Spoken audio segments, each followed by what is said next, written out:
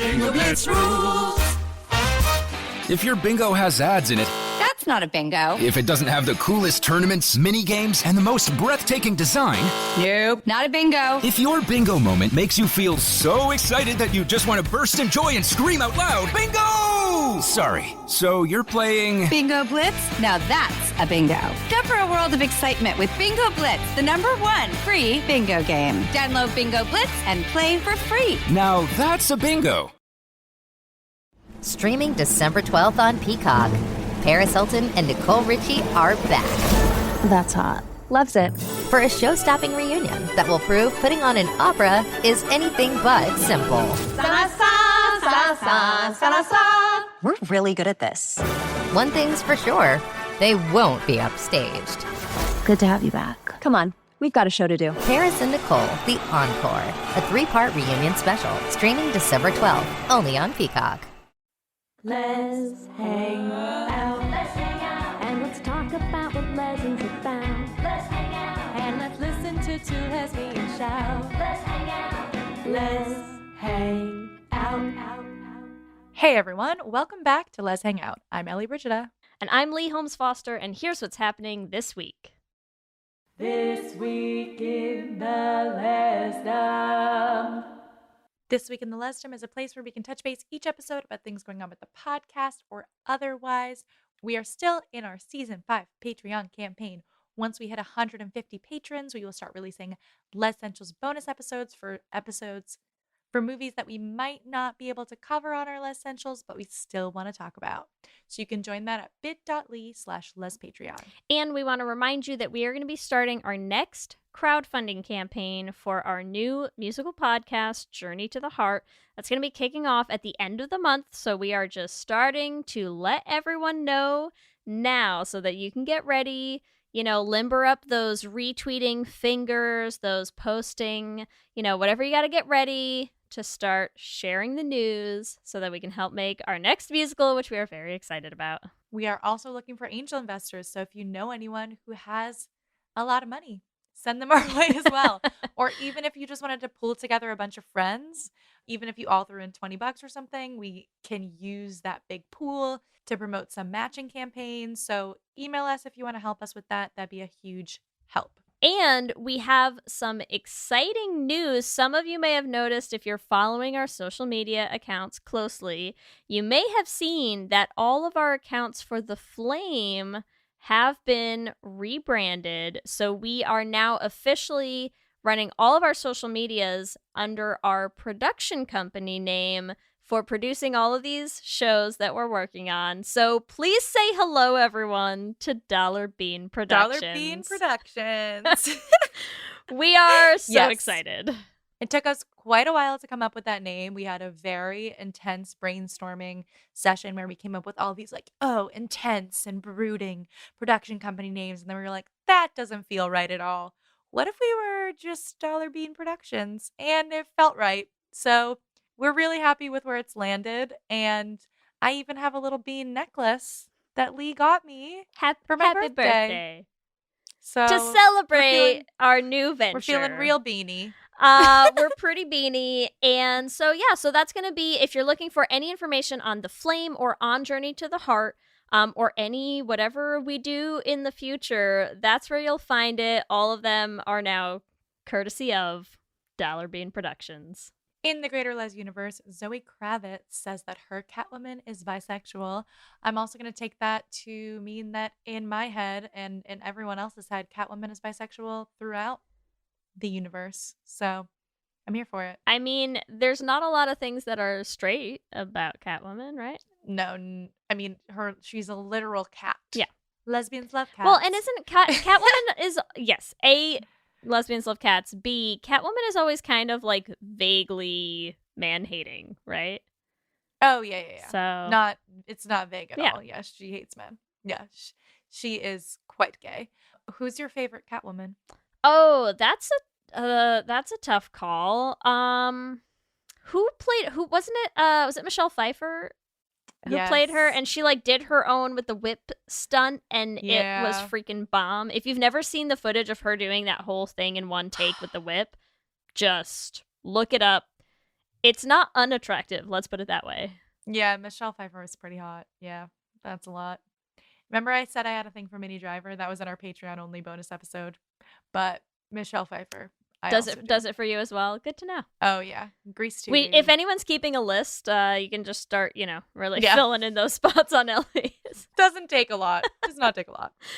Also, shout out to Ariana DeBose, who won a SAG award for West Side Story and became the first queer women of color to win a SAG award. So you love to see it. Congrats. Amazing. Also, in Should Have Been Gay news, we did a Should Have Been Gay on Marvelous Mrs. Maisel, I think, last season. And finally, Midge takes Susie to a lesbian bar. It's still in the upcoming season, which we have been waiting for how long now? Good Lord. Yes, in the most recent season. So it's still, not exactly like Susie's fighting against it. She's like, why am I in this lesbian bar? But it's closer. We're getting closer to revealing actively Susie's identity. Amazing. So it's coming. It's coming. We're excited. That's what's happening this week. Back to you, Ellie and Lee. Thanks, Ellie and Lee, and welcome to our 79th installment of Should Have Been Gay. Oh, it was fun, it was great, but it should have been a little more gay.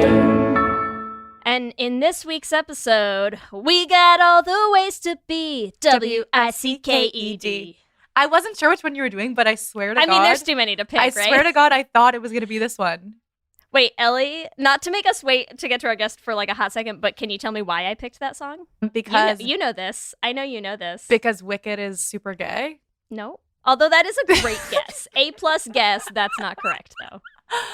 Oh my God, I don't know, Lee. I'm gonna hold the question, and we'll see if our guest can answer for us. All right. There's so many ways to be gay. Like, I don't know what you're saying to me, but we'll see. Oh my God, introduce Grace. All right, sorry. We'll see. Okay, so today we are joined by a very exciting guest. We are joined by Grace Rolen, a gay media enthusiast who spends their time tracking down the good, the bad, and the ugly of queer content while reviewing and analyzing it on TikTok. Grace is also currently a student studying film with the goal of creating more queer stories. Hey, Grace, welcome. I'm very happy to be here, and I have no idea why you started singing Wicked, so this is going to be a bad start.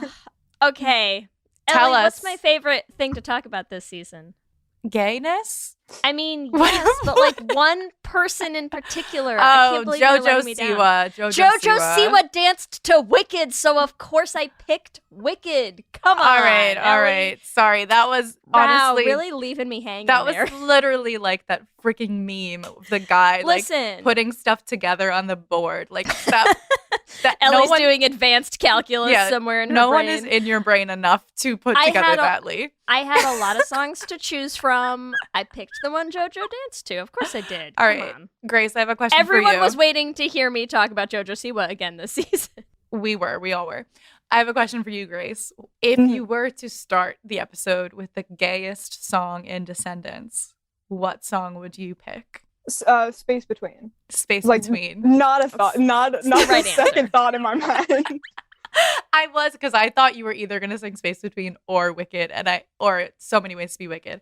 But honestly, every song. How funny would it have been if I had just started breaking out the like RIDICULOUS? Like that would have been amazing. Or you could have just been was that a really good rendition of it? What's my name? And we're like, Lee. just me rapping the entire boat fight song. There honestly is so much rapping in this, and like I feel 50-50 about it. No. 50-50 is the best way to feel about that song. And do you know why? Is because they did Mel so dirty in that song, making the poor little white girl rap and writing her like the worst verses. Yeah. Like Uma's stuff is passable. Everything Mel sings in that song, you're just like, who hates you? Who dislikes you on the songwriting It's team? bad. Ben trying to rap, like I cannot with that. I can't. But so here we are. 50-50 is the right answer. Yep. Here we are to talk about Descendants. Clearly, we have a lot of thoughts. We haven't even started our IMDb synopsis, and I'm already going off. But let's do this. We didn't even officially introduce what we're talking about. We didn't even tell we people we were talking about Descendants. But to be fair, if you're listening to this and you know Descendants, you clicked on a title that said Descendants. Yeah, you know what we're talking about. But People, here we I'm are. sure, have been waiting for this episode, I feel like. People have been asking for this episode for a long time. I'm glad. Yeah, a long time. I'm excited to talk about our experiences with Descendants because I feel like we've waited a little while because of certain experiences, but I love it. Let's go into our IMDb synopsis because I don't want to give it away. For anyone who, like me before this week, has never seen Descendants, our IMDb synopsis is as follows. The teenage son of the king and queen of Auradon offers the troublemaking children of villains a chance to attend prep school in the kingdom. We should clarify, that is just the IMDb synopsis for the first movie. Wait, should we do the synopses for 2 as should we read them for 2 and 2 Yeah, and 3 we have to. Cause... I'm sorry. Let me just pull those up real quick. Why don't you read 2 and I'll pull 3 up? Because I didn't even watch 3, so this will be the only thing I know about the movie going into this discussion. Great. Yeah, 3 is not quite as gay as I want it to be, so it's fine. All right. For 2, Descendants 2, which I would argue is the gayest of them all. Mal, Evie, Carlos, and Jay try to adjust to life in Auradon, but Mal becomes overwhelmed with pressure and returns to her roots. Okay. Great synopsis. And Descendants 3 synopsis. The teenagers of Disney's most infamous villains return to the Isle of the Lost to recruit a new batch of villainous offspring to join them at Auradon Prep. I'm noticing a theme. There's a trend here. It's all kind of the same, just like reworded a little bit. Yeah. Very much the same. They're pretty much always just going back and forth between the Isle and Auradon and like, are we going to open the portal? I don't know. Like, should we close it? We'll see. But what I love about this is we just got 3 kind of meh IMDb synopses, and now I feel like we should counter with 3 way better gay synopses. Let's do it. Grace, you're the one who suggested that we do this. You have to kick it off. All right. So I'm starting strong, I guess. The queer-coded villains of your childhood have grown up and produced even queerer children who go spread queer chaos in the land of Auradon. Yes. So much. Yes. Yeah. Yes. I read this to my roommate and she was very proud. Yes. That's incredible. As she should be, honestly. That's such a good synopsis. This was not my synopsis, but let me just say, I'm going to say one sentence about the parents, and then I'll do my actual synopsis, which is, okay. How dare a child born from Kristen Chenoweth and Cheyenne Jackson pretend to be straight? How dare? I have so many bullet points about this. How dare? Hades and Maleficent's kid is not straight. There's no way. Wait, is Hades her dad? Is this what you learn in 3? Yeah. You missed 3 because Cheyenne Jackson plays Hades and is amazing. Mal's father. Okay, I'll have to watch 3 tonight. Listen. Honestly, I'm so happy that we have introduced you to Descendants. But this is my actual gay synopsis. We can talk about the parents. Us. Do it. Okay. Mal, daughter of Maleficent, confronts her own villain identity through her stale and unsatisfying relationship with Ben, daughter of Belle and Beast, until she finally realizes her true past feelings for her friend Evie and her new feelings for her arch nemesis, Uma. I'm really excited to see if you just have to edit out me trying desperately not to laugh over that entire thing. I feel like stale is a word that has not been in enough of our gay synopses, but like, what an accurate word just right now. So stale. Yeah. It's so stale. Oh, well, listen, it's the perfect word to describe a relationship with a piece of white bread toast, right? Yes. Like, correct. That's A+. I'm sorry. Well done. We're not even there yet, but when he is in the water in between Uma and freaking Mal, I'm like, what is happening? Why did you? Wait, can I tell you, that is verbatim what came out of Kelsey's mouth in that scene, is the words, what is happening right now? Like, why do you think you're the one who's going to save the kingdom when, like, you're literally in between, like, 2 super powerful women? But he yelled real loud first, Ellie. Did you miss the roaring? I thought that maybe if the roar had turned him into a beast, I would be like, cool. That's what we were waiting for. Is like, is he gonna turn into a beast and then get sopping wet and look ridiculous? Because I was really excited for that. No, but I'm sorry. Get that.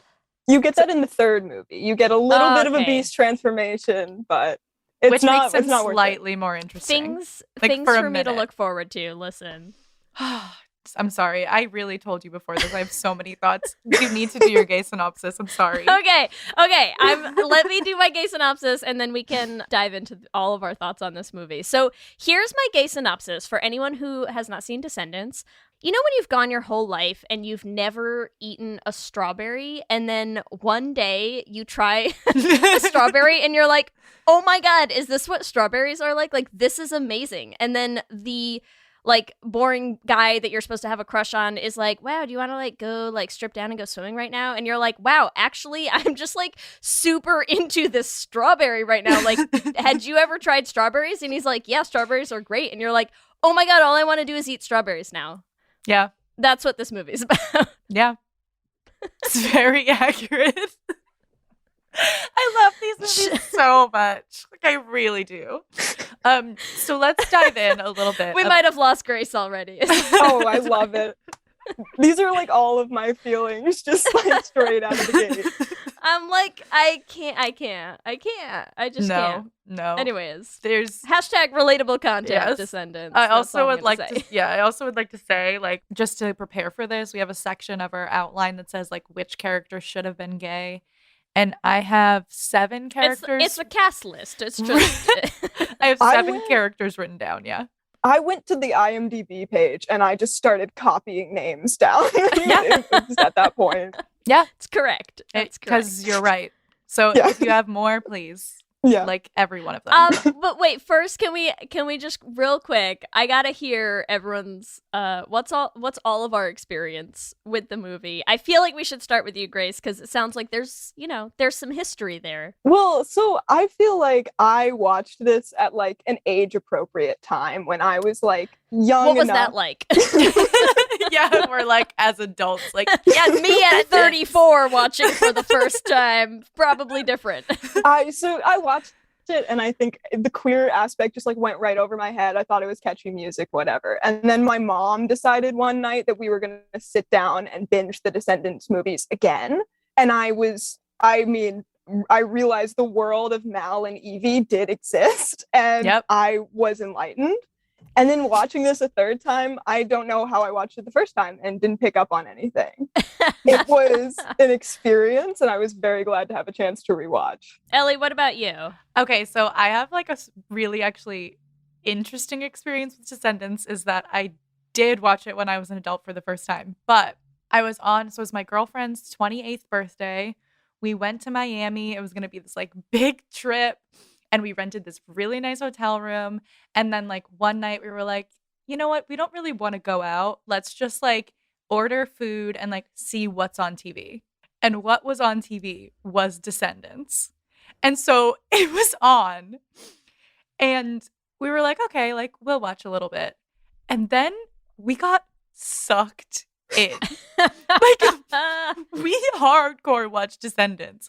Because it was like it had to be a marathon. Like 1, 2, and 3 played right after each other, and I think it was like 4 a.m. We're like still watching Descendants, and I was like, wait, why is this one of the best films I've ever seen?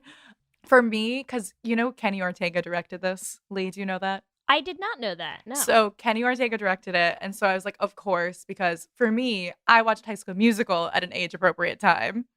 And so when I watched Descendants, it has like very High School Musical vibes, but also like much, much gayer than High School Musical.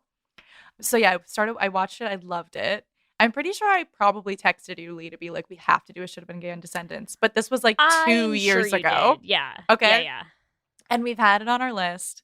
And then finally, I sent it over to Grace, and she was like, we have to do Descendants. And I was so excited because it meant that I got to watch them again. So I binged all 3 again this week, and I was not disappointed. I just love it. The singing is very good, besides the rapping. The music is really good. I vibe on all of it. I mean, Kristen Chenoweth, Kathy Najimy, Cheyenne Jackson, just like coming in the 3rd movie to just surprise us all. It's just, I don't know, it really hooked me. And then just the gayness of it. has just made my life complete. So I'm so excited we're talking about it because I have a lot of feelings. Well, and here's what's great about it, because of course my experience with this is I clearly did not watch these at an age appropriate time. They're still delightful, but I at least had the awareness. I think because like you had mentioned this like a while back, and we've had like gotten requests for it, or you'll see someone post, like people will, like you'll see someone like post like something on Twitter about like how they ship Mal and Evie, and then of course JoJo Siwa, obviously, just your love.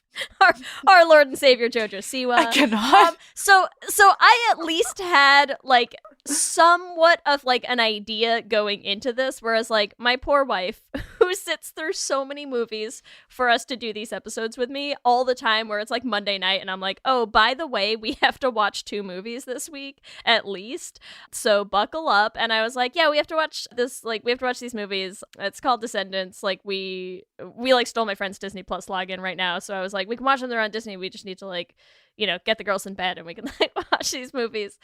And and when we sat down to watch the first one, and I'm like getting on Disney Plus to like look it up, and she was like, have I heard of this? Like, did we watch this? No, that's The Departed.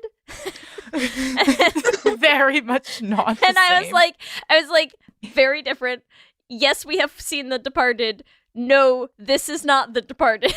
And I'm like, this is literally all happening like as I'm getting the screen up, and like that, that when you like find a movie and the like poster photo, like the 4 of them is like popping up on screen as I'm talking about this. And she was like, yeah, no, wait, what is this? And I was like, definitely not The Departed.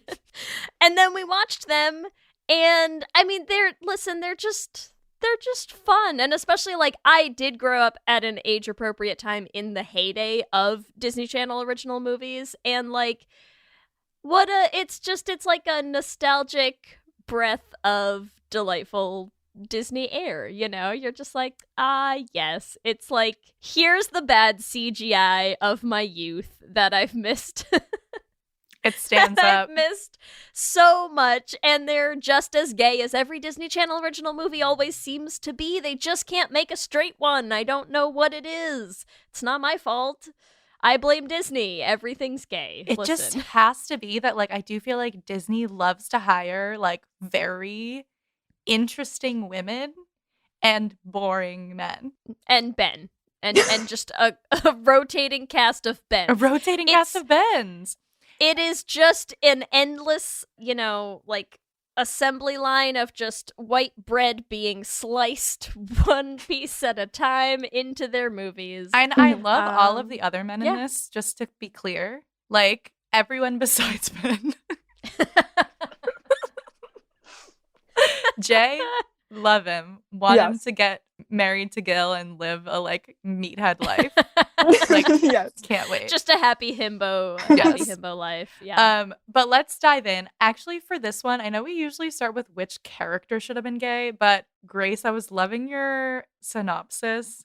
So let's just talk like really quickly about like the themes of Descendants that make it gay, right? Like, tell us a little bit more about what you mean by queer-coded villains. Never heard of that. I mean, after watching your Lion King episode, I know we were all no stranger to the queer coding of Disney villains, where they make the villains the most fun. They make them flamboyant and, very much gay in the way that we've all latched onto in our childhood. And there's no way that you can have them be the root characters for a new series of characters and not have them also turn out to be extraordinarily queer. Yep. Correct. Yes. Correct.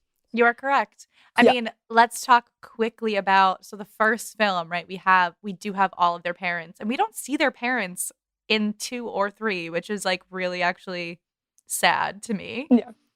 But we have all their parents, and I sense that there's some sexual tension between Maleficent and the Evil Queen. I also did pick up on that, but then I thought that made the Mal and Evie thing weird, so I shoved that out of my brain. You know what? I grew up in the 90s, 2000s. We had a lot of step-sibling relationships on TV. So listen, I I think it's really important. So I'm trying to do this so straight and I can't even get through it. You can't really do anything important. Straightly. I can't, especially not this. I want to pretend that this is a deep statement, so bear with me. Okay, go listen. for it. Yep. It's very important representation because I feel like, like we hear that old conservative trope all the time of like, listen, if you took all the gay people and put them on an island together, like they would all slowly die. And I feel like the Descendants is proof that that's not true. Actually, if you took all the queer people and put them on an island located in like an 1820s shanty town, they would all have delightfully gay children. And I think that's important for us to know, okay? That's all. Yes. I think there's a reason why I enjoy the first half of the first Descendants movie way more than the second half. And it's because they're more fun when they're like surrounded by the Isle's influence. And then they're just boring. In their little like Oliver knockoff songs and everything. I mean, it's just great. Yeah. It's great. For some reason that is the thing that is the funniest to me, is that it's like when you go into Oridon and they're like, we have 3D printers and candy, and then you go to the Isle of the Lost and they're like, please sir, can I have some more? And I'm like, what is happening? Why are you in two different time zones? Not time zones, like eras of time. Like, why are you in two different like historical decades? I have some like intense like analysis of this. Like, please hit me with it. Well, I'm ready. I was watching it and I was just like, wow, this is such a like fucked up allegory about like social classes too. Yeah.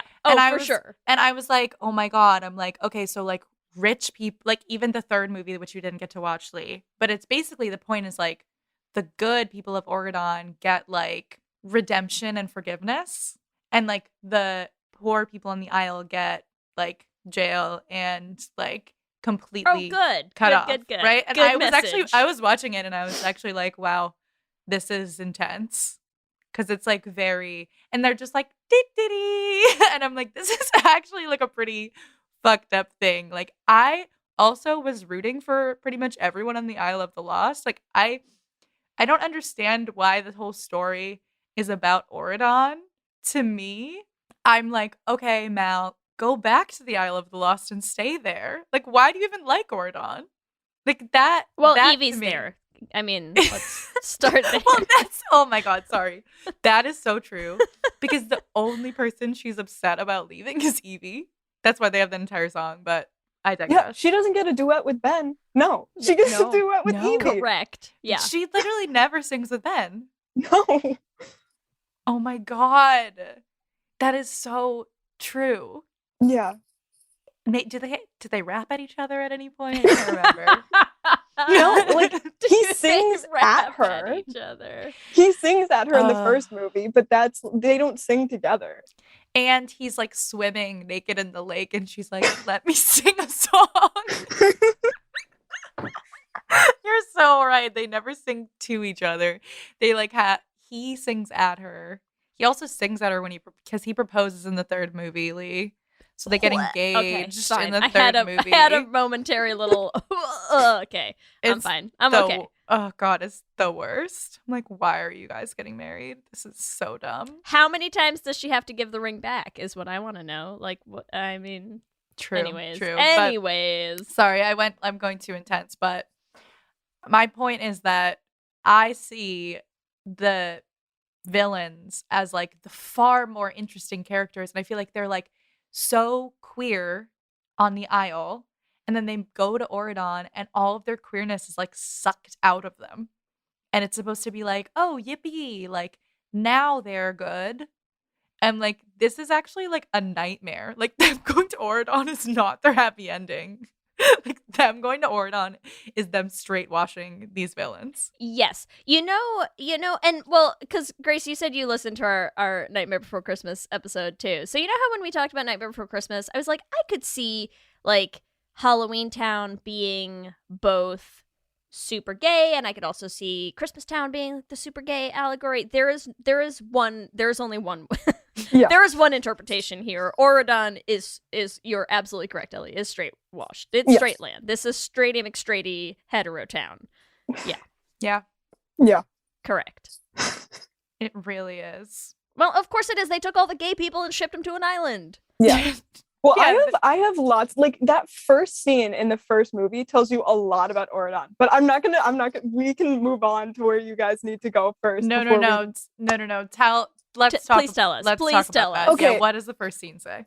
So immediately you have the Beast like making already one of those like, oh, I kind of hate my wife jokes in the beginning, where he's like, oh yeah, like it was either you or Mrs. Potts, like whatever. Already straight people hate their partners.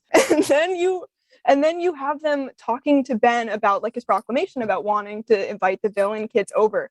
And you have a very gay tailor working on Ben's outfit at the time. And as soon as the Beast starts saying that like the villains are bad and we can't invite them over, the tailor runs out of the room. If that's not a sign that they are like gay bashing these villains, I don't know what is. Yes. I think the whole point is that like, well, we have a few overarching themes that have come up in many of our Should Have Been Gays that like really hardcore hit here. Number one, villains gay, right? And then number two is magic being gay, right? Yeah. Because it's the same thing, right? Where they talk about in Auradon, oh, magic exists, but we hide it away in a museum for no one to touch, right? So there's like so many things that are, and that's why I love the second movie the most, because the whole point of the second movie is Mal is doing magic, gay, and she's like, wait, I liked myself way more before I came here and turned myself into this straight person. And I still am pissed that she somehow isn't supposed to use her magic anymore. Mm-hmm. Like the end of the second movie is like, oh, I don't need this book anymore because I have a man. I'm like, are you fucking kidding I'm gonna hurl again a little bit. Sorry, there's so much. But let's dive into character by character because Mal we're already sort of there. Grace, to you, what are the gay things about Mal? Oh, I mean, so many. First off, parental trauma, I feel like already is a big indicator. And then you have like very deep, close female friendships. You have really no interest in Ben until he starts showing like extreme interest into her, which is compulsory heterosexuality, but we don't need to dive into that. And I think just her living her best life when she's away from him is probably a sign that he's not the one. And also every interaction with Uma. And that's, yeah. Listen, when you say shows no interest in Ben, it was possibly my favorite thing about the first movie is how it is like a plot point how much she avoids kissing him. Like, it is so deliberate for no reason that they provide.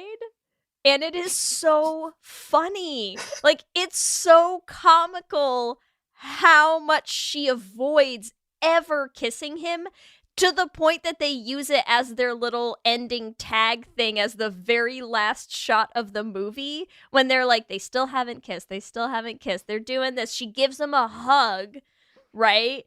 She picks the ring up, gives him a hug, and then the very last scene of the movie, they go in as though they're going to, and she turns at the last second and is like, you didn't think that was the end of the story, right? Like that whole thing. And Kelsey and I were watching because we'd been waiting for it at this point, right? You've been watching the whole movie and we're like, they still haven't kissed. Like they have never, because she has never kissed him. And you get to that final scene and we're like, oh, okay, fine. Wait a minute. Wow, that's what they went with. Like, it is hilarious how long they push that envelope of like, how long can we do this until we have to have them kiss? I mean, what is happening here? Because they shouldn't kiss ever. What is happening? I mean, as you mentioned, she had a more intimate moment with those strawberries than she ever did with Ben. Listen, the strawberries almost took me out. Like, I almost died when he was like, he's like taking his shirt off and he's like, you want to go swimming? And she's like, she bites into that fucking strawberry and her face was like, her face. No desire to get into that. Like, that cracked me up too, because I'm also like, this man. Like, also, if she doesn't want to go swimming, like, also, like, maybe read the room and, like, don't go swimming. Yeah. Like what a, like, man thing to do, to be like, well, I want to do it. So I know we're on a date, but, like, I'm going to go jump in this lake back here. Watch me. Like, also, I suck. desperately, because you know why? Because he's a fucking golden retriever. Golden retriever, yeah. Right? Let's be real. That's who Ben is as a character. And honestly, dude, the dog has more personality. He does. But the only thing that I really want from that scene where he goes swimming is I really want someone to make us a TikTok of Ben going swimming with the "here's my hair wet" audio. That's what I want, because that's what he is. That's him. Right? It's no clue. You're watching your girlfriend like have a queer revelation about strawberries right now, and he's like, splash, splash, splash, splash. Just absolutely no awareness of anything happening around him. I just love it. It's so bad. Like, and the date is like, does he tell her he loves her on the date? He's like, do you love me? And she's like, I don't know what love is. Yeah. Or is that she like looks? Is that on that date? Or is that in the second movie? No, he definitely asks her in the first movie. Yeah, she's like, I don't think I've ever felt love, or whatever. And I'm like, yeah, because you're gay. Like, she spends so much of, at least the movies that I saw, so much of her time is spent actively avoiding discussing how she feels about Ben at any point in time. She makes a love potion to set him free because she does not want that anymore. She is tired of it. She literally is like, I will not keep this man in love with me. Like, but she's pretending not like 1 second longer than necessary. She's pretending it's for her, but she's like, no, but get him away from me. Like, please leave. Oh God. God, their relationship is literally, it's just so boring. Like, I literally don't understand it. It's like, what do they like get or give to each other? And like talking about like intimate female friendships, obviously Mal and Evie, huge one. They've been best friends forever. They're like constantly, I think this is in like maybe the second one where like they're going off for girl talk and Carlos is like, no, you always are going off, just the two of you, like you're gonna include us for once. And I'm like, how often are they just like going off? Just the Carlos two of is you. like, we're all gay here. Let's all sit and talk together, like, please. That you're that pissed off that they're leaving by themselves again. So clearly, like, Evie knows all her secrets. Evie's the only one who knows that Hades is her father. We learned that in the third movie, Lee. Like, she's like, the only person I've ever told who my real dad is Evie. Oh, of course. Of course it would be. Like, who else would it be? There's just she doesn't leave a note for Ben to find when she goes back to the Isle of the Lost. She leaves a note for Evie. And then Evie has to go be like, oh, P.S. Ben, Mal's gone. She gives Evie his ring. She doesn't even want to interact with him for that. No. Yep. Can't even leave it on his desk or anything. Just, no. Leaves a messenger. There's also, this is in the first movie, there's actually some like really sweet moments between the two of them when Evie is trying to go for Chad, right? And Chad's being like a complete a-hole to her, basically is like, do my homework. And she's like, if like he doesn't care about you, like you're smart, you're perfect, you're pretty, like you're everything that anyone would ever want, blah, blah, blah. And you're like, for who though, Mal? Perfect for who? Oh, my God. And they also say in the first one that Mal has never had a boyfriend. Wait, I literally wrote this conversation down word for word because I thought it was so insane. It's when they're on the bleachers, right? Yes. When they're watching the tourney, is that what it's called? Whatever this sort of like lacrosse / I don't even know I what don't know. rugby / like dodgeball hybrid is. Yeah. Mal says boys are a waste of time, and then Evie, Agreed. is it Evie who goes, how would you know you don't have a boyfriend? And she goes, that's because I don't need one. Boys are a waste of time. Yeah, sounds like every straight teenage girl I know, you know? Mal's so queer-coded in the first one. And it kills me that they, like, strip her queerness, like, slowly away.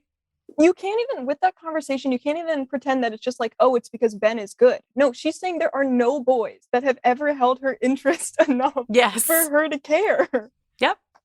Because she's always had Evie. Yes, exactly. Yeah, she has more chemistry with Audrey than she ever does with Ben, honestly. I mean, listen. At least they're feisty with each other, you know? Ben is just like soggy spaghetti being tossed at her face, and she's like, I have no interest in this whatsoever. This is horrifying. This is a horrifying experience that I wish to end as quickly as possible. Mal has chemistry with, like, every woman she comes into contact with. Yes! It's wild. Jane, too. Yes. When they're in the bathroom. Oh my god. Yeah. Listen, you know I love a subtly coded gays in the bathroom scene. I mean, that's my jam. She did not need to hold her the way that she did in that bathroom scene, but she went for it. Yep. And also, like, her whole thing that she's, like, giving everyone haircuts, right? Like, Mal's literally like a queer barber. She's like, honey, we need to fix you. Is Mal the Shane of the Disney Plus teen crowd? Let's discuss. Yes. What discussion do you need? This is it. I felt like the haircuts were like a subtle nod to, like, every time a girl got a haircut, she got a little gayer, because they are all falling in love with Mal on that in that, like, scene. There's a scene where they're all at the picnic tables, right? Yeah. And they're like, Mal, thanks for the hair. Like they're like pointing to their head, being like, I'm looking very Mal today. Yes. And like, not to get like PG-13, but like them ripping their skirts to like show their Mal's influence. Oh my god. I forgot about the ripping of the skirts. Like, what? Like, Mal's queer energy literally rubbed so hard off on them that they were like, we want to be more naked because we're near Mal. Like, that's insane. Jane's face when she does it too, just incredible. Well, there's so much too about, okay, like, the villain context, right, is like everything villainous is like forbidden or like secretive or like, you know, you shouldn't do these things. So it's like all of that like build up is like so many times when people are like, I wish I was more like Mal, or I wish I was more like this. Like, they wish they were more free to be who they really are. They wish they were more like rebellious. And we can say like rebellious against like society's norms, right? But it is like they get gayer and gayer the more Mal influences them. Mm-hmm. I wish to see an entire Descendants series where basically like the villains come into Auradon and turn Auradon into the Isle, rather than the Auradon, like they become more Auradon people. That would be so much better. It would make for, because the thing I like about the second movie and I don't like about the second movie is it's all about going back to the Isle and like unlearning what Auradon did to her, but then they end up going back. So if they flipped that movie, 100% perfect movie. Yes. No, I agree. That's why I thought the second one was so gay, because it was like, okay, finally she's realizing like, I don't want to be this person. And she goes back. And then we also have the space between. So I feel like we have to do a gay reading of just like the lyrics to A Space Between. So I'm just gonna pull them up. Everyone pull a dramatic reading. Everyone pull up your gay I gay got Bibles. them up. I came prepared, don't you worry. Because we talked about this earlier. She only really cares. The only reason she's upset about going back to the Isle is really because she's gonna miss Evie. Otherwise, she's much happier there. She like fits in better. She is herself. She gets her hair dyed back to her gay hairstyle. She has a whole gay makeover by Dizzy. Is Dizzy the new Shane on the aisle now? That I do think Dizzy is such a little baby gay, but I mean, she has a huge crush on Evie, so Oh, yeah. correct. I mean, but so do I. So it's like, so does everyone. All right, so let's read through this. Just start at the top. I'll Just literally read the first two, like. Or let's read a stanza and discuss a stanza. Okay. This will take us probably. We could actually probably do an entire episode on this, but here we go. I mean, yes. All right, correct. First stanza. I didn't know what you were going through. I thought that you were fine. Why did you have to hide? How could anyone read anything gay into that? I mean, wow. Just we're really not at all. We're really pulling at, just thin straws here. Yeah. All right, and that's Evie, right? And then Mal goes back. I didn't want to let you down, but the truth is out. It's tearing me apart, not listening to my heart. Wild. I serenade my friends like that all the time. Right? Yeah, every day. It's also like, okay, so, we're talking about hiding. The truth is out. This is like literally like, okay, so These are gay lyrics. Mal just came out of the closet and her friend Evie is like, I'm so sorry you had to deal with all of that on your own. Like, I'm so sorry you had to hide and you couldn't tell me. And Mal's like, I know, I just like didn't want you to think any differently of me because I'm gay.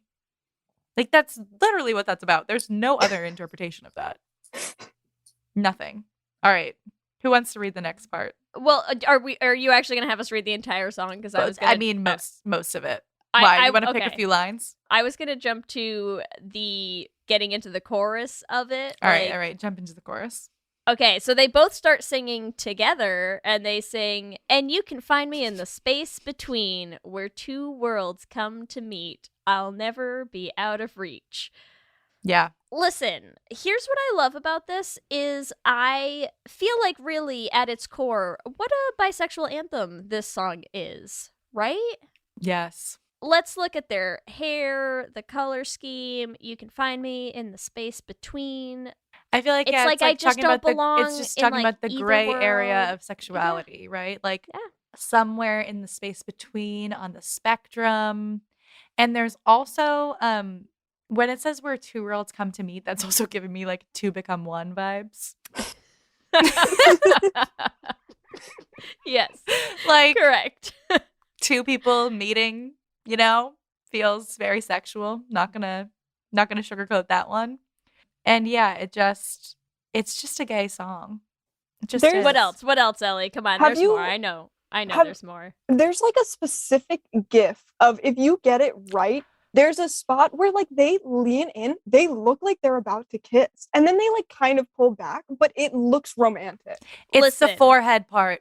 Yes. That whole song, their faces are so close together. Mm-hmm. Like, again, not friends, not how friends sing a friend song to each other, right? Like when we talk about when we talk about our problems with some of the choreography in like the movie version of The Prom, and we're like, how am I supposed to believe that these two girls are in love when they are literally holding hands so and far leaning apart, as physically far apart as they can get from each other? This is the opposite of that, right? This is the complete like 180 across from that is how close together their faces are for so much of this for song. So long. No, the forehead crushed me. I was like, who puts their forehead on their friend's forehead? Yeah. I'm sorry. That is a relationship move. That is while singing, because you're a part of me, so you can find me in the space between. You'll never be alone. There's not a lot of space between them. And this is again nailed it, Ellie. Directly following her kicking Ben out. Like, there's not even a moment to breathe before she's like, "I don't want to see you," and then she's serenading Evie. Yep. She's like, I don't want to see you. I just need to sing with my best friend. So can you go? It's too much. And they end the song holding hands. And I'm sorry, but like, when you're in middle school, I feel like at least this was the thing for me. You're in middle school and you're like, okay, holding hands like this, no one can see me, but you know what I'm saying? Like when you hold hands and like your fingers are not interlocking. Yes. That's how you hold hands with your friends, right? If your fingers are interlocking, you're like, oh my God, we're dating. Like this is the moment. Those were the rules, yes. Right? Like the interlocking means you're together and they're interlocking. That's how they end the scene, is literally them interlocking their fingers together, holding hands, and just being like, so we're in love. just picture this, Ellie, because I just want to keep reading the lyrics at you now that I know how invested you are. So interlocked fingers, even if we're worlds apart, you're still in my heart. It will always be you and me. Just a perfectly platonic friendship song sung by two friends about how good of friends they are. God. Both of them have male love interests at this point, but it is only the two of them. Yeah, no one else. And they are definitely not beards of convenience, for sure. Can you imagine if the song was like, it's just you and me and our boyfriend? Like, oh, forgot about them. Like, it's. You know what I actually want is I just want it to be like, it's just you and me, and then in the background, Ben and Doug pop up and are like, and us. We're still here. They're like, Doug is literally uninvolved. He is back. Yes. He doesn't know where she is. He doesn't know what's going on. This episode is sponsored by BetterHelp. And as we head into Thanksgiving time, I want to start by thanking my wife, Kelsey, who has not only listened to just about every episode of this podcast for 8 seasons now, but who also is the only reason I'm able to make time to record it every week. She takes the kids, gets them dinner, and gets them ready for bed, just so that Ellie and I can come on and yell about gay things into each other's faces for an hour. So here's a reminder to send some thanks to the people you're grateful for in your life, including yourself.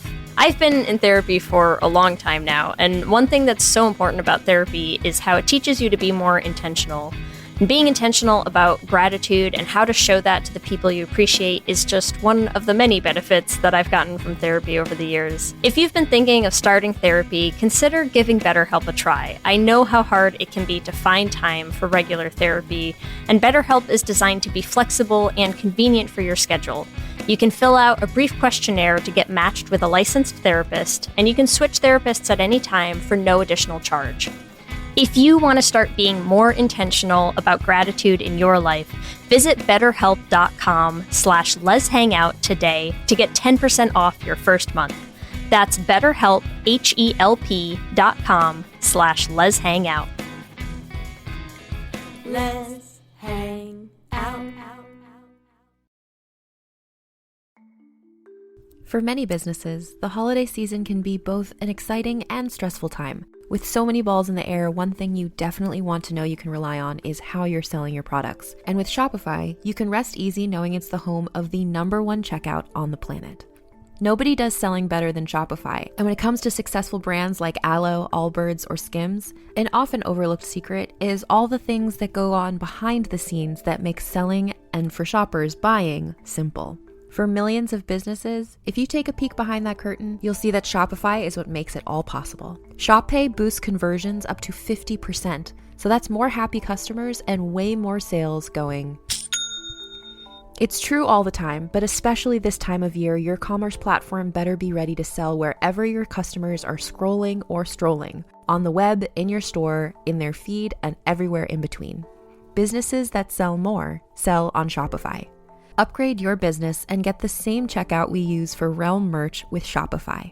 Sign up for your $1 per month trial period at shopify.com/realm, all lowercase. Go to shopify.com/realm to upgrade your selling today. Shopify.com/realm.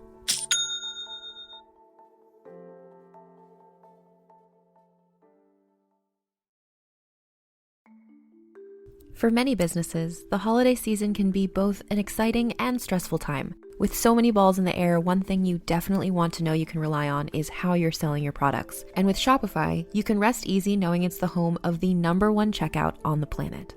Nobody does selling better than Shopify. And when it comes to successful brands like Aloe, Allbirds, or Skims, an often overlooked secret is all the things that go on behind the scenes that make selling, and for shoppers, buying, simple.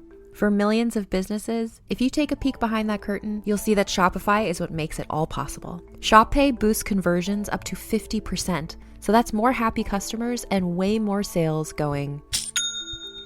It's true all the time, but especially this time of year, your commerce platform better be ready to sell wherever your customers are scrolling or strolling, on the web, in your store, in their feed, and everywhere in between. Businesses that sell more sell on Shopify. Upgrade your business and get the same checkout we use for Realm merch with Shopify. Sign up for your $1 per month trial period at shopify.com/realm, all lowercase. Go to shopify.com/realm to upgrade your selling today. Shopify.com/realm.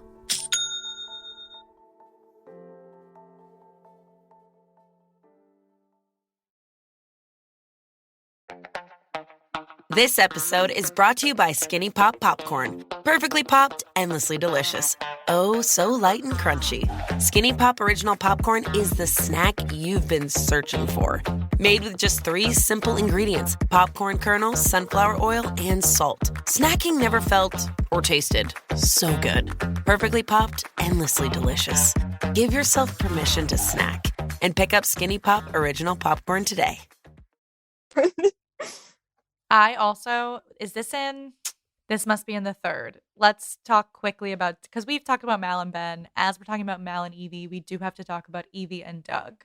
And while I do, okay, I'm just going to say, while I do love what they tried to do with Doug, is to like subvert some tropes of like, oh, she really wants like a very like classically handsome prince, and she ends up like really falling in love with someone who sees her and like sees like her as a smart girl and like loves her for her. And I appreciate that about Doug.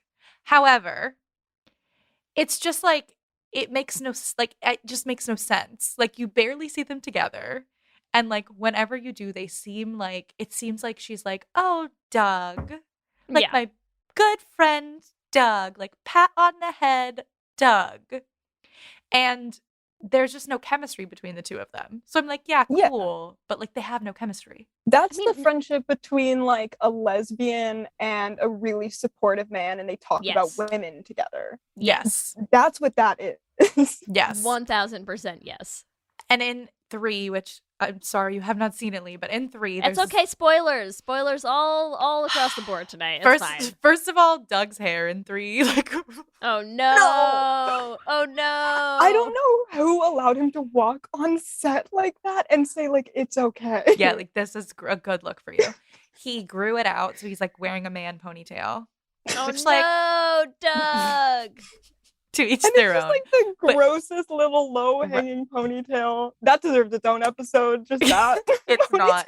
It also is the moment where I'm like, okay, maybe Doug is gay too. Like this is his moment to be like, I'm just trying something new because like I'm not really sure who I am. Like that's what I felt like. But there's an entire scene where Evie, he's asleep, right? Because he's been put under a spell. And Evie sings an entire song, basically being like, I hope he's my true love because I hope he'll wake up when I kiss him. Like, it's very like, I'm not quite sure if I love him, but like, I'll try to kiss him and see if he wakes up. Like, that's the song. I feel like I just want everyone to know the extremely disappointed face that I am making this entire conversation. And I think I don't like it at all. Really important for context that the people singing background vocals are Uma and Mal. The entire time just following her around, like peeping out of little doorways, just like singing at her. Stop it. It is. And like, stop it. The song is like just not about Doug, right? Like she's singing about Doug, but like the song is just about her inner feelings being like, I guess this is what love is. Like it's such a like submerged gayness song. And then, like, of course, because it's Disney, she kisses him and he, like, wakes up. And then they have, like, a tiny moment where he's like, I guess we're in love. And then cut to the next scene. And we, like, never see Doug again, right? And, like, the whole film. Here's what I'm going to say. I'm going to say all of the, like, the girls and or the villains, I feel like they just have glow-ups across the movies. Oh, this yeah. feels like a glow down. Poor Doug. This feels like... This feels like the opposite of that. Poor Doug. I feel like I want to say the same for Ben. Like, I don't know why. I feel like Ben. I mean, I haven't seen 3. Does he look any better in 3? Because I didn't think he looked better in 2 than he did in 1. I'm gonna be real. He has a little moment where he has the fangs and like a beard. I was feeling a little some sort of way. Okay, but other than that, when he beasts out. Yes, other than that, he's That's what I said at the beginning. I'm like, when he beasts out, that's like the only time I find him interesting. That's it. But yeah, he does have some. He can rock the facial hair. Yeah, and yeah, he does. Because like I was looking up the pictures of Doug's hair, and I'm like, okay, well, Evie looks fantastic. Like, I feel like her hair is like an even slightly different shade of blue again, and I'm just like, really nailed it. Evie like, looks so great. good in 3. Looks so Evie good, looks right? so good in 3, yeah. And I'm thinking of like the Lonnie glow up from like Descendants to Descendants 2 for me, which like, whew, girl, like, come on, you know. I love Lonnie. And then you're looking at like Doug's hair, and I'm like, what happened here? What happened? It was not good. Poor Doug. I feel like, can we touch on Lonnie for a second? Because arguably one of the queerest Disney storylines they've ever done is Mulan. And they literally verbatim repeated it in the second movie. They said, this is fine, we're going to do it again. Yes. Yep. And make her look as gay as humanly possible. Like, what is happening, and why is she so gay, and why am I so into it? That's my only question. And what I love about it too is like they hint at like maybe they're gonna try to do like a love story between Jay and Lonnie, but then they don't. And I'm so happy that they don't, because I'm like, no, like this is two like gay bros just like hanging out and like being on the fencing team. My only issue with Lonnie in Descendants 2 is I refuse to accept the outfit she's wearing in that last scene. I was like, what? You literally have been wearing the uniform of the team the entire movie. She's just been slinking around in the background in her fucking sweatpants and her fucking sleeveless hoodie, looking so good. And then as soon as she gets on the team, she's like, I'm going to wear a completely different thing. And I was like, why? Why? You've looked perfect. Don't change a thing, Lonnie. You've looked perfect the whole time. I know, she kills it. You know what I'd love is Lonnie and Uma. I could vibe on that. I could vibe on that. I could vibe on Lonnie and Jane too, honestly. Honestly, listen. If you just like, name a pairing of women in this movie, in any movie. And yeah, we'll take it. I'm here for it. It's fine. I'm not picky. I want to talk about Uma because that is also a huge reason why Descendants 2 is far superior to Descendants 1, because Uma is one of the best characters in the entire Descendants series. And I really think, like, it's very obvious she's Mal's ex. Yes. I mean, yes. It's just, you see, Mal goes back to the island, and all Uma wants is to get revenge on Mal for leaving. Her whole thing is, like, I can't believe you left me. And that's her whole, like, storyline, why she goes, like, buck wild to, like, kill everyone. She doesn't kill everyone, but like becomes like a sea creature basically because Mal left her. The idea of the arch nemesis is so inherently gay that you are spending your entire life dedicated to this person of the same sex and just thinking about them nonstop, of trying to get back at them, whatever. That there is not a heterosexual explanation on why this person is consuming your thoughts. No. Why do we think enemies to lovers is such a popular trope, right? That's why. Because it's obsession that turns just into a different kind of obsession. Yeah? And Lee, when you do watch Descendants 3, Uma and Mal go through an enemies to lovers storyline. Stop it. Give it to me now. Yep. They become friends, and they also use magic together. Yep. Sounds about right. They can like consistently are like, oh, like we make magic better together is basically what they're saying. And we have said this many times before that like magic is a metaphor for queer sex, and especially when like you're doing it together and it's stronger than ever, you know? Yeah. What else did you have? Listen. What else did you have on Uma, Grace? Because there was a lot in 2. Well, okay. No, go ahead. Start on 2, yeah. Well, I think first off, what's my name? Getting a bunch of men to basically fall down at your feet, that's like peak lesbian culture to me, in my opinion. I feel like that 100%. First off, there was a reason that was in my like top 5 Spotify rap when that came out that year. Sounds right. Amazing.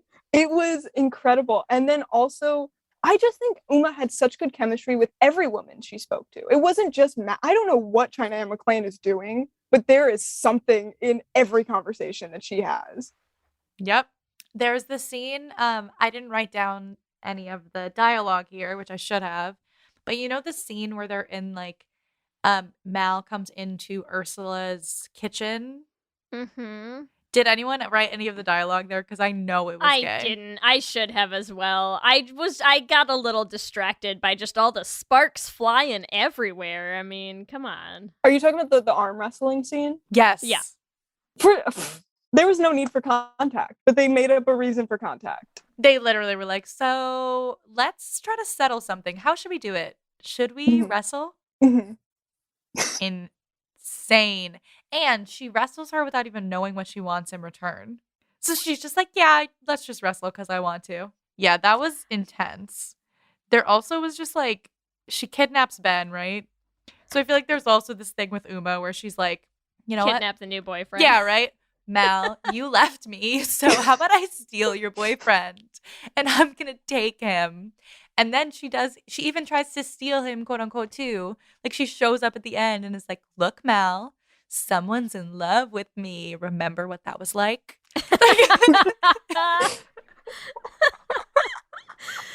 And she's just staring at Mal.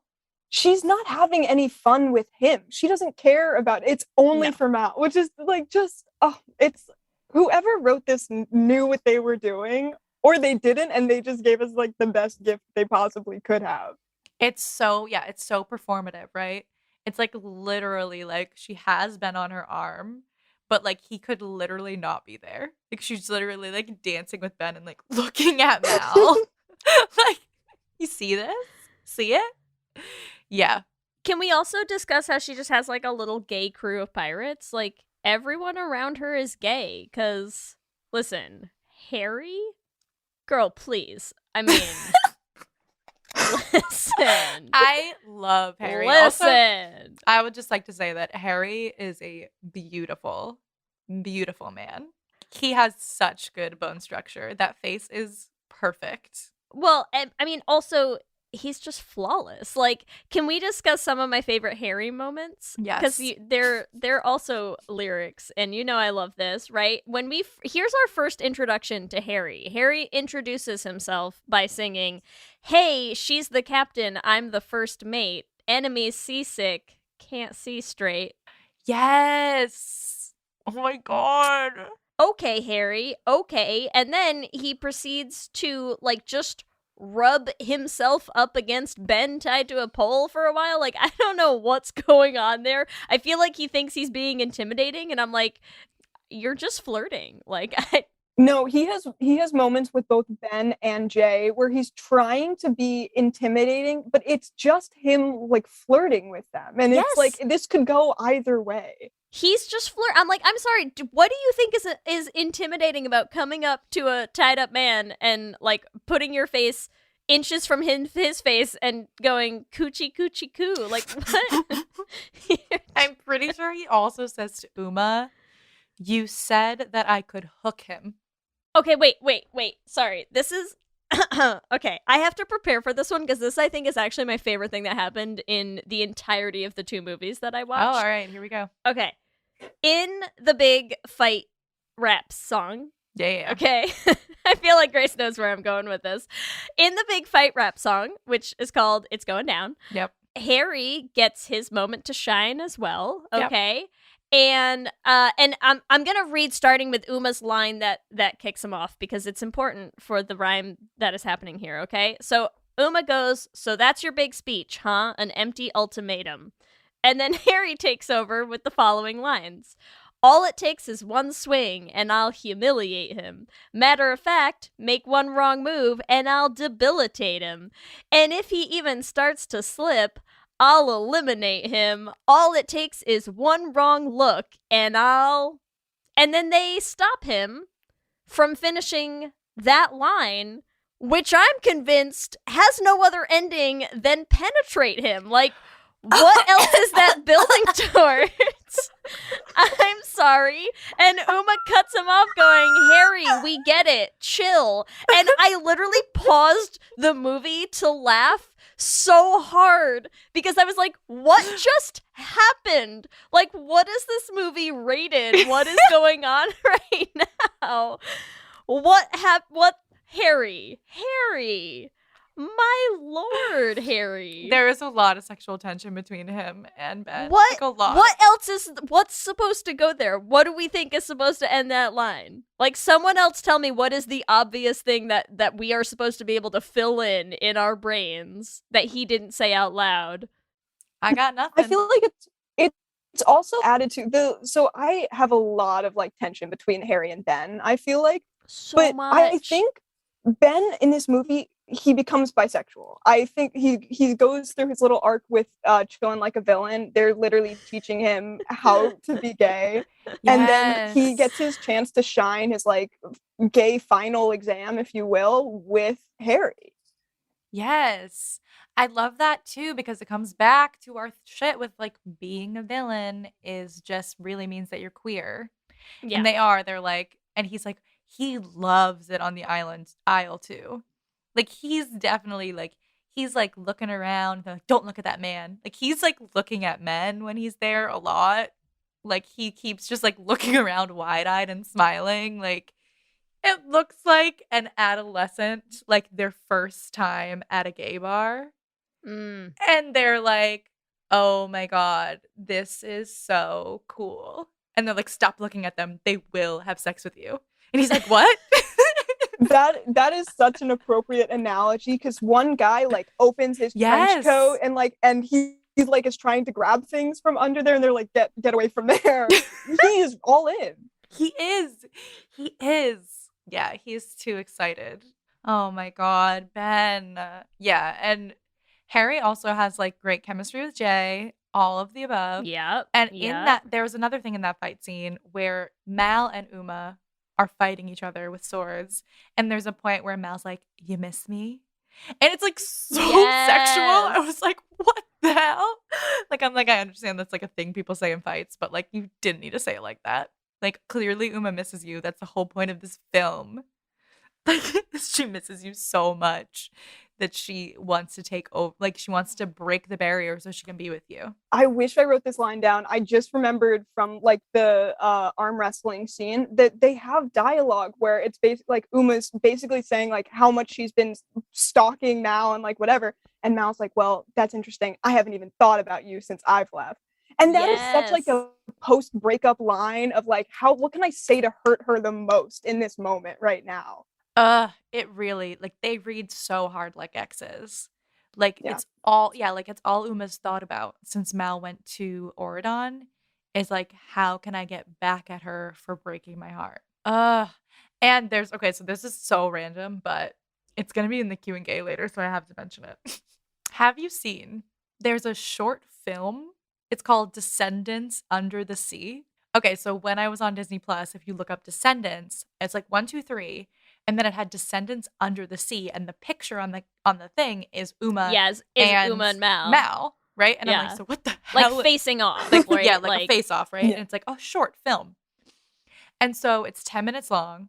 I clicked on it, and I only got like halfway through because I was like, what is happening here? But what happens is Mal, I think it has to take place between 2 and 3 because Mal's like talking to Uma, basically being like, I know you're coming for me, but like, I'm going to come for you first.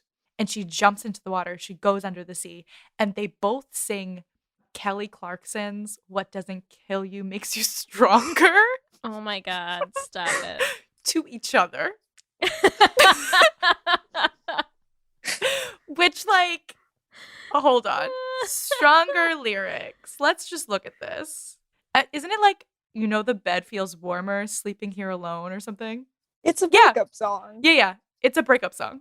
That is a breakup song. And they for some reason, Disney decided, you know what? We're going to make a 10-minute music video where Mal and Uma sing a breakup song to each other under the sea. And if that's not evidence enough, I don't know what is.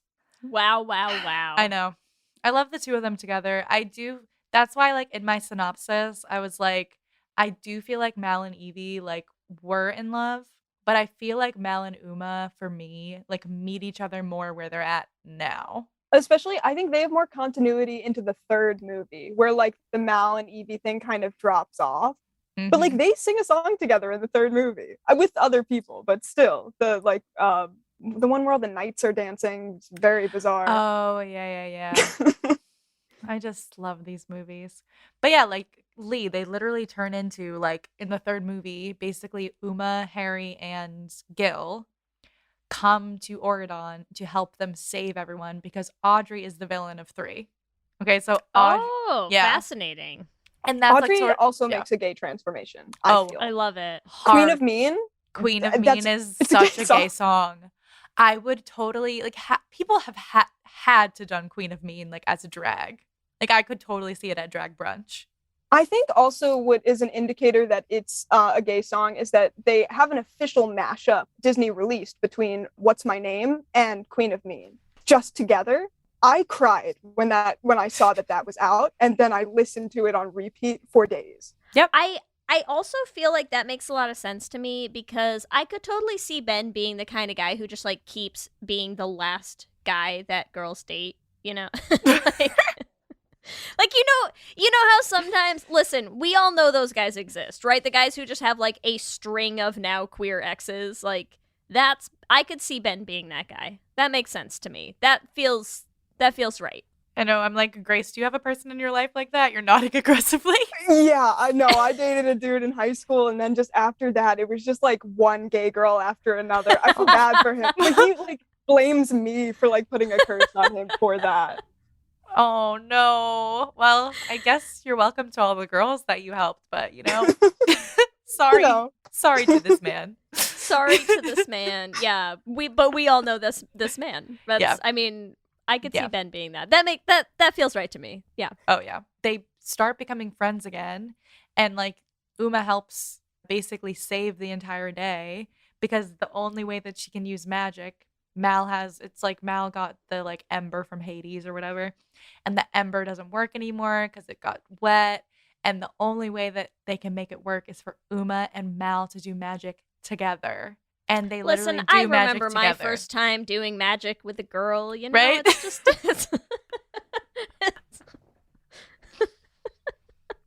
it's an important part of every queer woman's life story, We all remember our first time doing magic. That's all I'm saying. I think it always involves an ember getting wet as well. So yes.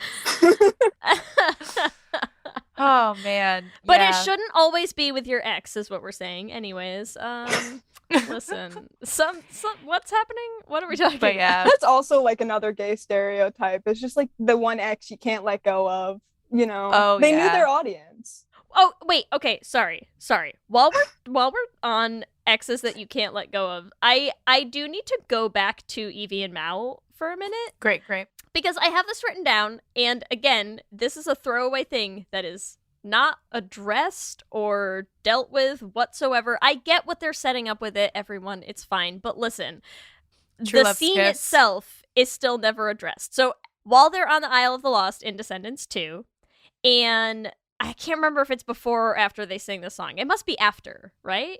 Yeah. They're walking arm in arm down a dark alley together. And we just get the end of this conversation that they are having.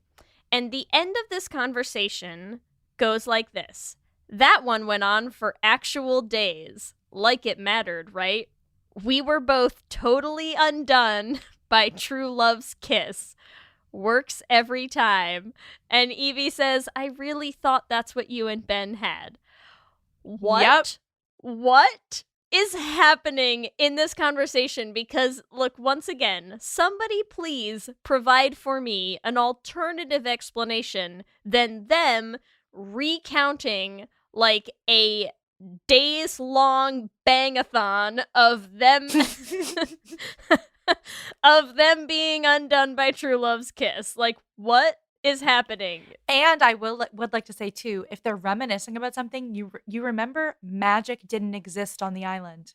Okay? Yeah. So like legitimately, what are you talking about? Like you cannot be talking about a spell that was undone about true love's kiss because you didn't have any spells on the island. No, and what that went on for days, and they're like, like it mattered, right? They're like, that's like every lesbian, right? Like, come on, they're like that's what it always is. It's a few days, right? I'm in love with the term bangathon. That is immediately in my vocabulary.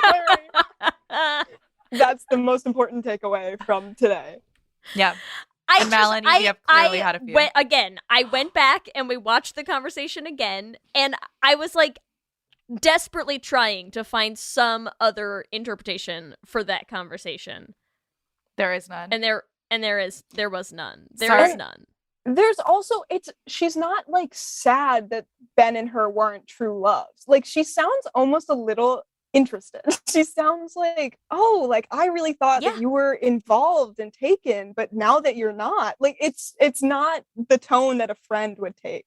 No, it's not like, I'm so sorry that didn't, just like, oh, I guess that wasn't it, huh? Yeah. And also, I will say that is interesting because the other thing that stood out like so much to me is that whole singing in the rain, whatever bit at the end when they're on the boat and like, and poor Ben has to dance in those leather pants in like a foot of water. Is what's interesting is even with all of the buildup and even with all of the like true love's kiss, bah, he made me a mural where I'm pink. Even with all of that, watch that scene, it is all Evie and Mal staring at each other. Just like prolonged eye contact the whole time. It is just, they have eyes for each other, and that is it. And again, when you're watching a scene that is filmed, like the way that that's filmed, where they have so many different angles and they're cutting to close-ups of so many different people, that is intentional. Like you have to say, we are going to get this shot, like where we're going to close up on Mal looking at Evie and then close up on Evie looking at Mal, and we are going to cut them together that way. For what reason? For gay reasons. Exactly. Like there's nothing that is supposed to be happening between the two of them in that scene. This is supposed to be Mal and Ben's big to do. Well, and also like talking about I love you, like she's literally like, I never said I love you to you because blah, blah, blah. I'm like, girl, you never said I love you because you don't fucking love him. No, oh my God. Like you've spent how long with him? The beginning of this movie also, she runs away because people told her, oh, at Cotillion, he's going to propose to you. And she's like, because it's getting engaged to be engaged to be engaged, and the immediate gay panic on her face. She's like, it means what? Yeah, she's like, shit. No, this is a high school beard. What are you all talking about? Stop it. Like, I cannot get married to my 16-year-old boyfriend right now. Like, Oh also my realized they've been God. dating for 6 months, I think, in Descendants 2. Well, and can we also discuss that is immediately what precedes? Like, she hears that where she's like, oh my God, Cotillion is like basically like planning the rest of your life out to marry this guy, and she immediately runs away. She immediately drops the ring on the floor and runs the fuck back to the Isle of the Lost. Like, she cannot get out of there fast enough. I mean, listen, that is not a straight character, okay? Just not. Also, this is so random, but not. I've been thinking about it for a while, but we just kept talking. The scene at the end of Descendants 2. How good do we think Octopus Uma would be at sex?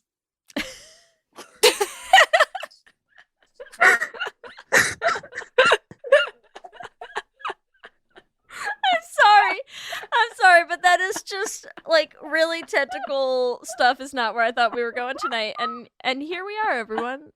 Here we are. I'm just saying.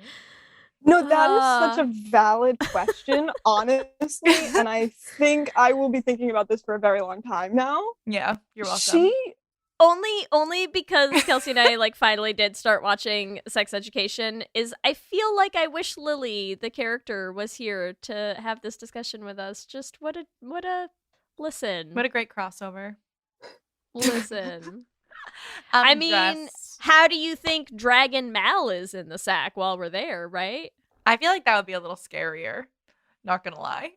A lot of fire. Than a 20-foot tall octopus woman? I'm saying lots of arms. What? I think we're missing the obvious, which is But did you not see how big she got? Oh yeah. She's huge. Size is not the issue. It's how you use it that counts. Exactly. I mean, listen, the size of that tentacle matters a little bit to me right now in this discussion, actually. Is that just me? That just means, you know what? What is happening right now?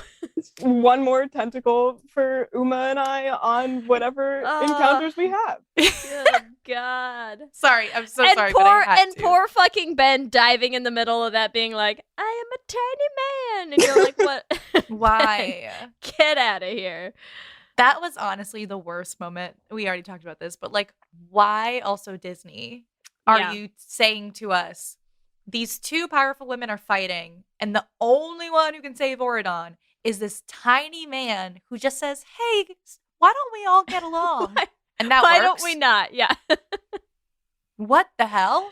It was so anticlimactic. Clearly Disney has not met lesbian exes, is what they're telling us. Right? I was like, this is so unrealistic. What is happening?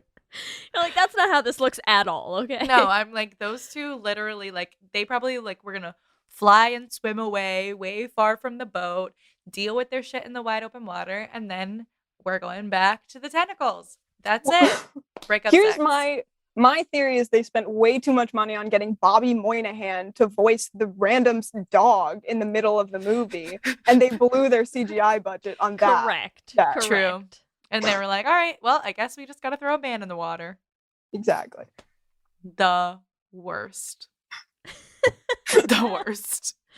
We honestly could talk for a very, very long time. I want to really quickly talk about a few of the other characters that are not Mal and her many, many lovers, which is Jay and Gil. Yes, my himbos. I don't know. Oh, well, Lee, I love them. I love them in 2, but in 3, they like actually seem like they're together. I'm actually curious. What? I need to watch this movie immediately. I can't handle it. Poor Kelsey, who thought she was free of this now. No, she's not. Grace, do you think they were trying to hint that they had something together? I think it was like a best friend situation. But I think it very, like, also, this is the guy who made High School Musical, who made that scene with Chad and Ryan, who switch clothes at the end. So I wouldn't put it past him for, like, that to be the goal. Yeah. Because there's like a whole scene where, speaking of strawberries, Gil's whole thing is that he's like, oh, there's fruit everywhere on this island, and he keeps eating it, right? And there's also this moment where Evie is like, hey, let's try something new, an icebreaker to like make all the villains get along. She's like, I'm going to say something I like about you, and then you say something you like about me. And then Gil brings it back later, just like randomly. He's like, actually, Jay, I want to say something nice to you. And so he's like, Jay, I like the way you can bounce off of things and flip around. And Jay says to Gil, I like the way you're jazzed about blueberries. Oh my God. And I just thought it was so cute. Like, I actually was like, why is this a really cute interaction between these two men? Also, though, I do just want to give, I don't know his name, the actor who plays Jay, but like we commented, at least in the second movie, that we were like, is he doing all of his own stunts? Like, he's certainly doing a lot of his own stuff, right? So like, I also like how he spins and flips around on stuff. Yeah. He's amazing. Have either of you seen Julie and the Phantoms? No. All right, well, it's on Netflix. It's a very cute show, but the actor who plays Jay plays a gay ghost in Julie and the Phantoms. And there's a really cute gay love story between him and another gay ghost. Aw, I love it. It's very, very cute. So when I was seeing Jay too, I was like seeing that he just has very convincing chemistry with other men. Like, you know, some actors just like do that well. Maybe I should watch that, because I'm not going to lie, still 2 movies in, when I look at Jay, for some reason, all I can see is Caleb from Pretty Little Liars. Is that just me? He looks it's like there's something about his face that just like constantly makes me feel like I'm watching Pretty Little Liars, and it's, you know, throws me off a little bit. I'm thrown back into the Twilight days because he was in the Wolf Pack. Of course he was. Yeah, so I think of that. And it's also there. I feel like he sort of has like a little baby gay crush on Jacob in those days too. Like he just always has something going on. Yeah, he definitely has chemistry with everyone in this. Because I'm like, Jay and Harry, give me Jay and Gil, give me Jay and Carlos. We haven't even talked about Carlos. When they like play wrestle, there's more going on there. Yeah, I think the first movie, Jay and Carlos are obviously a bit more like together, and then they sort of like separate. But Jay also never has any female love interests. Well, they try with Lonnie a little bit, but like not really. But it's like such a bromance. It's such a bromance. Like it's so subtle. Like obviously with Carlos, like he's with Jane. Plus, listen, anybody who wants to convincingly, have Lonnie pairing up with a dude by the end of Descendants 2 made vastly incorrect wardrobe choices for that whole movie. I'm sorry. That you cannot put a character in that outfit and expect us to see anything but a fellow gay. Like, there's impossible. That girl plays basketball. There's no way. Come on. I could see Jay and Lonnie together, but like they're both bi. So like they understand each other's queerness. Like that's how I could see Jay and Lonnie together. They would not be in a heteronormative relationship. Like, like I have queer friends who are in straight relationships, and I feel like their relationships are queerer than some gay relationships. Like there's just like something that's like much more, it breaks the norms more. You know what I mean? So I feel like they could be in a heterosexual relationship that doesn't really feel straight. That's what I could see for Jay and Lonnie. That's fair. If they went there. Listen, I will say the same for Carlos and Jane because they're one of the few straight ships that I do actually kind of like in these movies. Like, I like them together. They're cute. But I also think I'm like headcanoning Carlos as not very cis at all. Prompted largely by his slip at the end where he's like, I'm the luckiest girl too. And then he's like, wait, what? And I'm like, I like this, actually. I like this for you. I want this journey, Carlos. This is Carlos's revelation. Yeah. This is like, I had not thought about that, but now that I'm thinking about it, I can't stop. Like his attempt at trying to get good at sports and like all the other guys trying to help him fit in and like getting very easily scared, which is seen as a not masculine trait, but then like trying to shake it off immediately. Yeah. Okay. I want Carlos to be super gender fluid and I want, just that relationship with Jane. That's all. That's not too much to ask for, right? Yeah. No, not at all. I mean, for how gay these movies are, it shouldn't be. Listen. They are very, very, very gay. Like I'm so not surprised that there's so much like Mal and Evie discourse online because it's like, it's so fucking obvious. Yeah. Like it's just really there. Though I was just going to say really quickly about Evie and specifically, we were talking about Compet earlier. And you have her mom quite literally in the beginning saying, like, go off, find a prince. It's being drilled into her head. Like, no wonder she goes into this thinking she needs a man. And then the twist should have been, it was like, you don't need a prince. You can do, like, whatever. But it should have been, you don't need a man. It could have been Mel the whole time. She was right there. It's always in front of you and me. Yeah. Ugh, they're so gay. But yes, let's do our ships, because you're right. Okay. I came into this episode knowing I would not shut up about Descendants. I'm so happy that we did this. So which characters are we shipping? We have Mal and Evie. We have Do they have an official ship name Malvi, already? I believe. Oh, we can come up with way stupider ones than that. Come on. We were missing. All right, do we want to come up with Mal and Evie can make evil so easily, and people have not like jumped on that. I'm here for that. Disappointing. I also love, this is so, like, Mal's, like, spray painting, like, everything. Yeah. Long live evil. Yeah, there you go. Yes. There you go. That's their ship name. Long live evil. Oh, my God. She's been writing about her Sold. and Evie the entire time. Every time she's spray painting, like, we didn't realize she's talking about their ship name. Wow. # evil. I'm here for it. All right, and then we have Mal and Uma. Also, do they have last names? at all? I mean, I feel like no, because all of these are just kind of very, very bad, like, names built off of their parents, you know? Yeah. So, Umau. Yeah. Yeah. Umau. Or Maluma. Maluma is cute, though. It is cute. Yeah, they only have one name. Just Mal. All right, and then our other ships. What about Jay and Gil? Their ship name is Gay. See? We knew it all along. Amazing. I'm sorry, I love it. I literally... Also, did I just write Harry's name? I just want to ship Harry and Ben, so... But yes, you did. Ooh, okay, Harry and Ben. Barry. Hen? It's better. Barry's better. Yeah, Barry's good. Lonnie and Jane. Listen, yeah, I do like I'm Lonnie here and for Jane. it. They're cute. Johnny or Lane. I feel like we should go with Lane, right? Yeah, I don't know. It's a little more difficult to make their ship names with one name, but also I know. easy at the same time. What about the adults? We didn't ship any adults. Like, what about Fairy Godmother? Like, do we see her with anyone? No, we don't. I mean, I could get behind, like, Maleficent and Fairy Godmother. Why not? They would be the most powerful. That would be the most... That would be... The reaction that Grace just had. That would be the couple you can't invite to parties because you know they're going to start something and it's just going to be awkward for everyone around them. Like, somehow they make it work. Yes, and I'm here for it. We all have our things. Bippity boppity. Bippity boppity. I bet she says that in bed, right? Come on. Oh, God. But I do...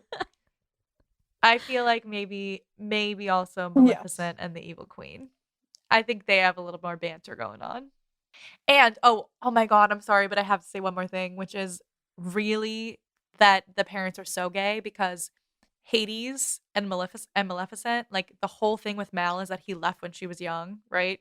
And he's like, try being married to your mother, right? And you could like do that as like, okay, Maleficent is like difficult to live with, but I also think he's so gay. I mean, he had to leave so briefly. His song is like a gay anthem, I feel, and then the fact that Mal joins in, it makes so much sense. Yep, Yeah. And the daddy issues Strong. that Mal has, very gay, very gay. Yeah. Okay, do we want to? Should we wrap it up then? We gotta wrap it up. Descendants. Descendants. Should have been gay. It's so gay. It's so gay. I love it so much. It was such a nice excuse to get to watch them again. I was really loving it. All right, it's time for our Q and gay. Q and gay. Question number 1. Which Descendants movie is the gayest? A1, B2, C3, D, Under the Sea. Well, I feel like I need to watch Under the Sea for context because that could be in the running, but 100% watch it. The You had to movie, watch it. Not a question. It just has the best gay scenes. It really does. Yeah. Space between Uma in general. Yeah. Just the introduction Uma. of Harry Uma. and Gil. Okay, question 2. Important question. Who do you ship Mal with out of A, Evie, B, Uma, or C, Ben? I feel like Question mark? this is a very polarizing question. I would probably go with Evie because I'm a sucker for the best friends lover trope, but the Uma chemistry is very strong. It's like, I mean, I feel like Mal and Evie is the less toxic of the two, so it's like really For a good choice, you know? Yeah. Less controversial and more loving. They actually tell each other they love each other, you know? In 3, they say I love you so easily to each other, and I'm like, took you forever to say it to Ben, but we're not. I mean, even before that though, they're just so complimentary all the time. Like even when Mal's like, oh, like if she was talented like you are, like if she knew how to sew and all. I mean, they're just building each other up. They You love love each other to see so it. much. Evie constantly asks for validation from Mal and Mal only. She does not care about anyone else's opinion. Nope. Yep. And Mal very willingly gives it every time. Yep. In many ways. All right, question number 3. Here we go. What's the gayest song in Descendants? A, Space Between. B, What's My Name? C, One Kiss. Or D, Queen of Mean. See, now I'm like very torn between all of these, but I am fully gonna stick with a space between. Just that's my gut answer. Okay, there you go. Great choice. I mean, it's not a wrong answer. There's no wrong answer here. The forehead touch really gets it for me. Similarly, there is no wrong answer to this question, but we do have to ask it. Question 4, what is Mal's gayest moment out of A, running away from Cotillion, B, arm wrestling Uma, C, singing with Evie, or D, the strawberry? I feel like I'm gonna go with the arm wrestling scene because the eye contact in that scene, the way they're taunting each other, but also like trying to flirt, and the fact that like the way they're losing, they're not losing because of strength. They're losing because of what they're saying to each other. Yep. It's a very gay scene. All right. Question number 5, our final Q&A. Who is the gayest supporting character in Descendants? A, Lonnie. B, Jay. C, Dizzy, or D, Harry? Oh, Harry. I mean, the just eyeliner, rubbing his everything hook about him. down like everyone's face. That's a lot. I also love that listen, why is it such queer energy to just have a hand but be carrying a hook? Like, why is there something about committing to the bit of that just feels queer to me? Oh, yeah. He's constantly in costume. Yeah. Yeah. I love It's it incredible. so much. Oh my gosh. Grace, thank you so much for joining us for this ridiculous and amazing episode. What a This joy. has been What for a joy. sure the best part of my week. Yes. Mine too. I'm so I've glad. been really looking forward to this. Where can our listeners find you on social media? I am on TikTok primarily, but Instagram and Twitter on @fullofgracer, which is just full of grace with an R at the end. Amazing. Thank you so much for talking so much gay things with us. Thank you for 2 hours of Descendants with us. Thank you for great. one of our longer episodes because I was not going to not stop talking about Descendants. I'm not convinced that you ever would have, honestly, you know? I still want to talk about it. I still have like parts of my list that are just on there forever now. We'll do a part you know, two. part Get out. We really We'll gotta do a Descendants 2. Oh my god. Just wait till we get to Under the Sea, everyone. Oh Yeah. God. And after you watch the third movie too, it'll be a whole thing. It's gonna It's be so great. good. Incredible. Let me hear you say hip, hip, hip, hip, hip, well, yeah. We love hearing from all of you, and we love continuing to build this community, so we just like to shout out some of our favorite things every episode. And this week, we want to shout out a listener who reached out to us on Instagram. So thank you to Alon for reaching out and suggesting a Should Have Been Gay on Raya and the Last Dragon, which we have on our list. Do not worry. We haven't actually seen it yet. Ellie and I were just saying neither of us have actually watched it. I have to watch But it. everybody we know has told us that we need to do a Should Have Been Gay on it. So don't worry. It's on our list. We will get to it. That's all we can tell you. I mean, we just keep adding the Disney. I know. But even, Right? do you Like- remember when Raya and the Last Dragon came out and like our Discord Yes. chat was just nothing Was but that for wild. like a week and a Yes. half? It was bonkers. Everyone was losing their mind about it. So we've Yes. we've heard it's very we'll, gay. We'll do it. We will do it. Don't worry. It might take us a little while as we have to wait a long time to do Descendants, but we will do We'll it. get there. As always, we want to thank our Lesbian Jesus patrons, Mark Foster, Jess Klaus, Tanya Ferguson, Jacqueline Rose Nishino, Sarah and Julia, Danny Gunlock Tamora, Brittany Ray, Alana Rosen, Lizette Stye, Stacy, Adi Benitez, Fiona W., Whitney Lennon, and Jennifer Trujillo, and our King Princess patrons, Amy and Ellen, Leah Hendley, Liz Chen, Julia Gonzalez, and Ashley White. Thank you all so much. We love all of our patrons. We cannot wait to spend more time with you at our next Essentials watch party. And we love, love, love all of you. So much love. Remember, you can also find us on all the social medias. We are on Instagram, Facebook, Twitter, and TikTok at Les Hangout Pod. You can email us at letshangoutpod@gmail.com. You can check out our website at letshangoutpod.com. Whatever app you use for podcasts, make sure you subscribe so you'll be the first to know when new episodes drop. And make sure that you have listened to all of the episodes of The Flame, our original podcast musical. We have our next one that we're going to be starting work on very soon. So you just want to be up to date on everything. All the episodes of The Flame are out already.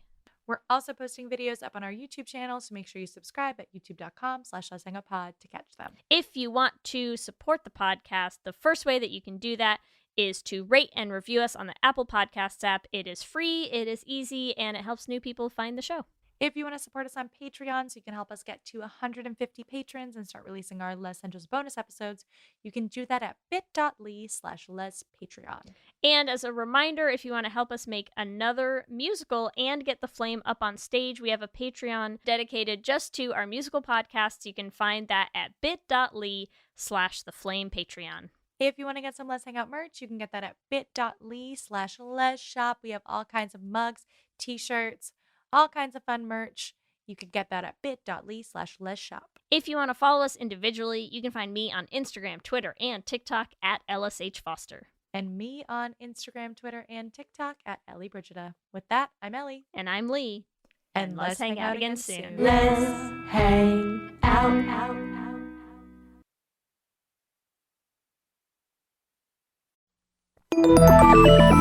Listening to a podcast should be time well spent, and I promise it will be if you'll give this podcast a try. It's called Something You Should Know. I'm the host, Mike Carruthers, and in every episode, I talk with leading experts on topics I know you will find fascinating.